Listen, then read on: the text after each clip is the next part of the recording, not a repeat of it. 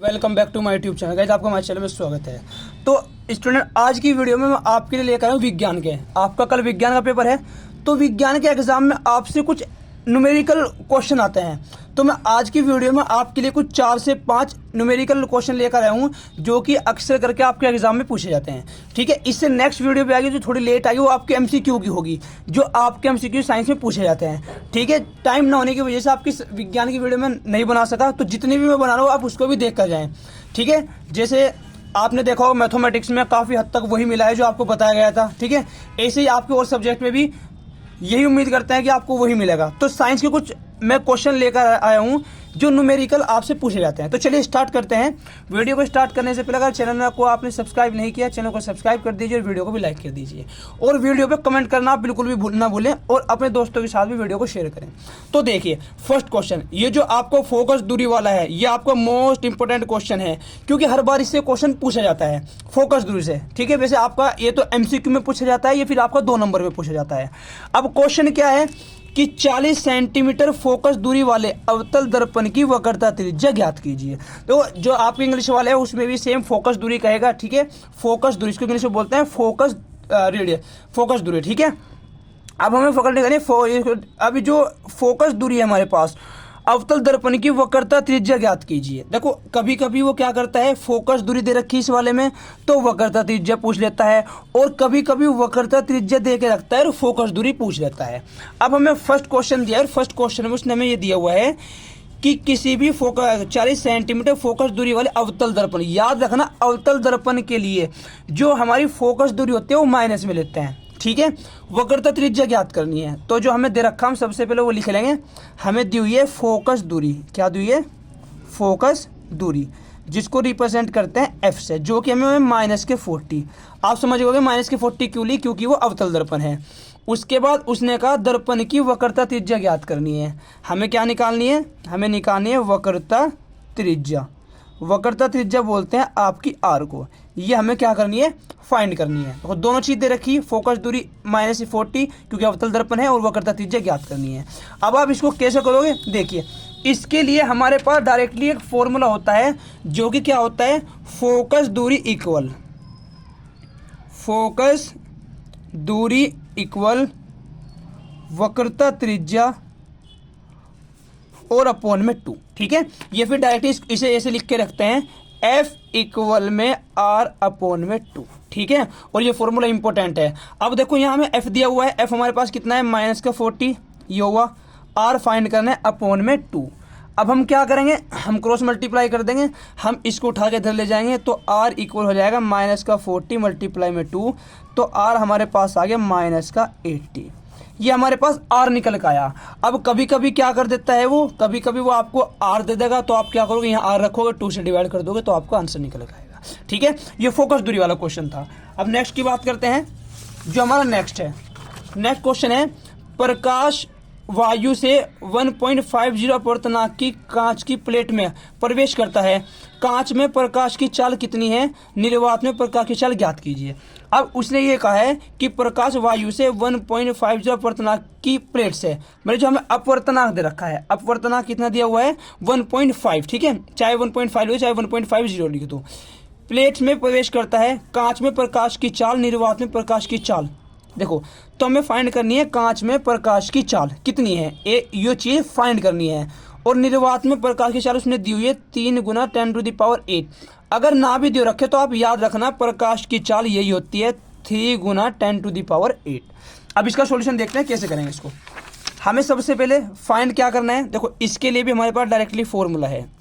उसने कहा प्रकाश वायु से अपवर्तनांक, अगर अपवर्तनांक दे रखे और हमारे से प्रकाश की चाल पूछो, निर्वात दे रखे, निर्वात की चाल दे चाहे ना दे वो हमें पता है 3 × 10⁸ होती है। अपवर्तनांक दे अगर प्रकाश की चाल पूछे तो उसके लिए हमारे पास डायरेक्टली फॉर्मूला है, और वो होता है माध्यम में, क्या होता है, माध्यम में प्रकाश की चाल, माध्यम में प्रकाश की चाल इक्वल वायु में प्रकाश की चाल, प्रकाश की चाल, वायु बोल दो चाहे आप इसको निर्वात बोल दो, ठीक है एक ही चीज़ है। वायु में प्रकाश की चाल अपॉन में होता है अपवर्तनांक। ठीक है, अपवर्तनांक। अब यहाँ मैंने माध्यम क्यों लिखा, उसने हमें माध्यम यहाँ क्या दिया हुआ, कांच दिया हुआ है, तो हम माध्यम लिख देंगे कांच में प्रकाश की चाल। क्या लिख देंगे, कांच में प्रकाश की चाल।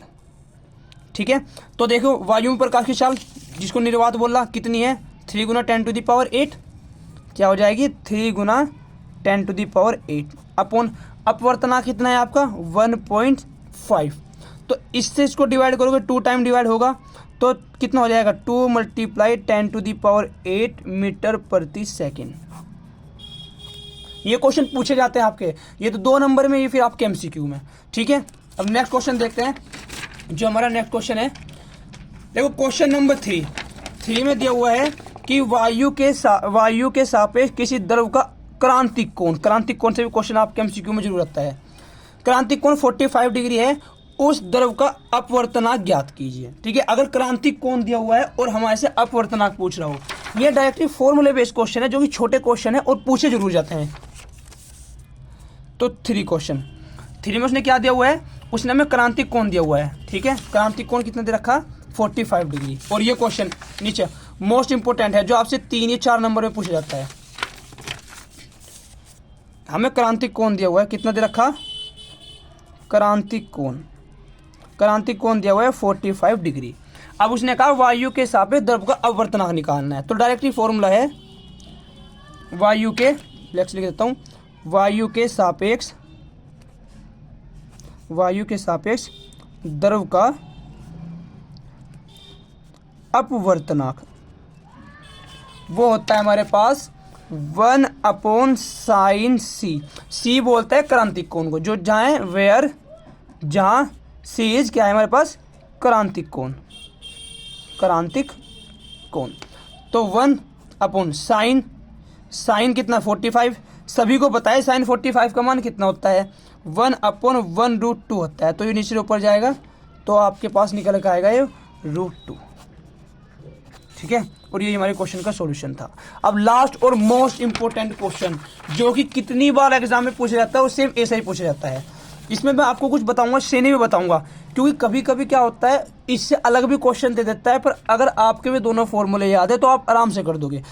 निम्न परिपथ में प्रवाहित विद्युत धारा I का मान ज्ञात कीजिए। हमें इसमें प्रवाहित I का मान ज्ञात करना है।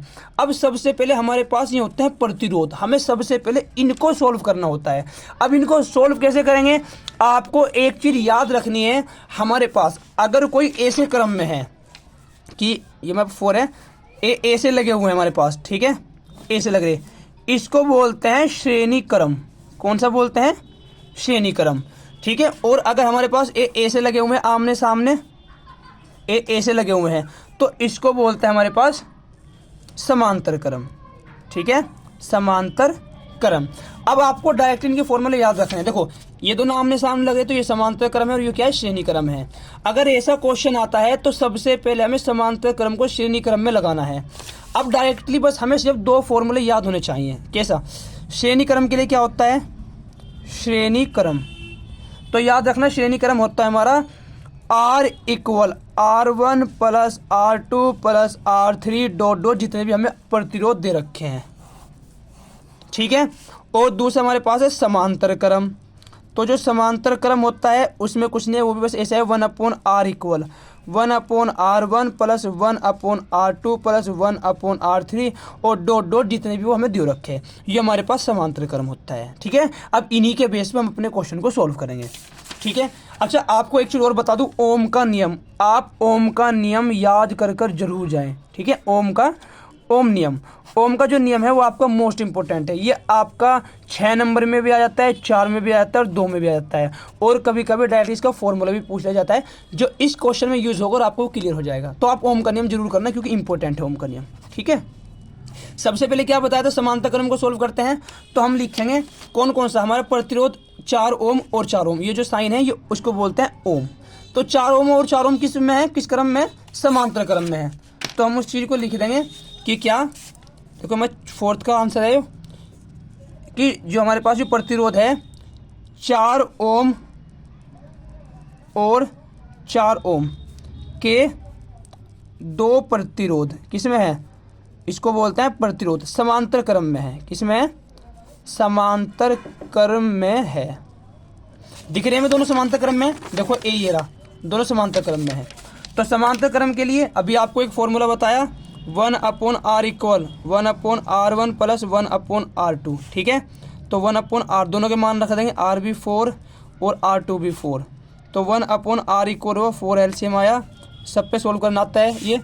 तो 1/r इक्वल हो जाएगा 2/4, 2 1 जा 2, 2 2 जा 4, 1/r इक्वल आ गया 1/2। तो कुल मिला के जो आपका r निकल के आया वो निकल के आया आपका 2 ओम। ये निकल के आया हमारे पास r इसका। अब देखो अब हमारे पास कैसे बन जाएगा, अभी हमारे पास ये बना हुआ था, अब इन दोनों को मिला के 2 ओम बन गए जब इसको सोल्व करा। तो कुछ अब हमारे पास फिगर ऐसी बनेगी, ये हमारे पास फिगर थी, यहाँ 10 वोल्ट था हमारे पास, यहाँ को हमारी धारा आई जा रही थी और ये पूरा 1 बन गया अब, और यहाँ भी लगा हुआ हमारे पास, और ये कितना था हमारे पास, ये 2 ओम था। अब देखो जब हमने इनको सोल्व कर, जो समांतर क्रम था तो इसका भी कितना आया, 2 ओम आया। और ये देखो ये श्रेणी क्रम में ऐसे सीधी चलती है, ये चल रही सीधी, ये श्रेणी क्रम होता है। तो हम क्या लिख देंगे सेम ऐसे ही कि जो हमारे 2 ओम वे 2 ओम के दोनों प्रतिरोध किस क्रम में है, श्रेणी क्रम में है, श्रेणी क्रम में है। और श्रेणी क्रम में है तो हमें फॉर्मूला पता है श्रेणी क्रम के लिए क्या है, r बराबर r1 प्लस r2। तो r इक्वल r1 भी 2, r2 भी 2, तो r इक्वल हमारा 4 ओम आ गया। ये आया ना हमारे पास। अब हमें क्या निकालना है, उसने हमें फाइंड करने के लिए कहा है विद्युत धारा I का मान। और याद रखना इसमें आपका ओम का नियम लगेगा, और ये क्वेश्चन आपके 4 नंबर से कम का नहीं है, और ऐसा क्वेश्चन पूछा जाता है।